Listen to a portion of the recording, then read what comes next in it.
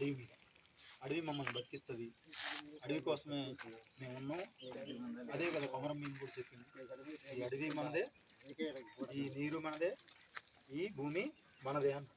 ఎందుకన్నాడు ఆ రోజు అని అంటే, బ్రిటిష్ వాళ్ళు ఈ అడవిలో ఉన్నటువంటి గిరిజనులని దాడి చేసి వాళ్ళని అడవిలోకి రానియకుండా అడ్డుకుంటున్నప్పుడు, అప్పుడు ఆదివాసులకు అండగా కొమరం భీం అనేట ఆయన బయటకు వచ్చి, కొమరం భీం రావడానికన్నా ముందు వాళ్ళ నాన్న ఆ ఉద్యమంలో భాగస్వామిగా ఉన్నాడు. పెద్ద ఎత్తున ఇప్పుడు బ్రిటిష్ వాళ్ళతో పోరాడి ప్రాణాలు కోల్పోయాడు. కొమరం భీం కూడా అంతే, ఆయన కూడా పెద్ద ఎత్తున పోరాటం చేసి ప్రాణాలు కోల్పోయాడు. కాబట్టి ఇప్పుడు మనం ఏమనుకుంటున్నాం, ఏం చేయాలి మనం ఇప్పుడు అని చెప్పి చూసినప్పుడు, ఆ రోజు అదే పరిస్థితి, ఈరోజు అదే పరిస్థితి కొనసాగుతుంది.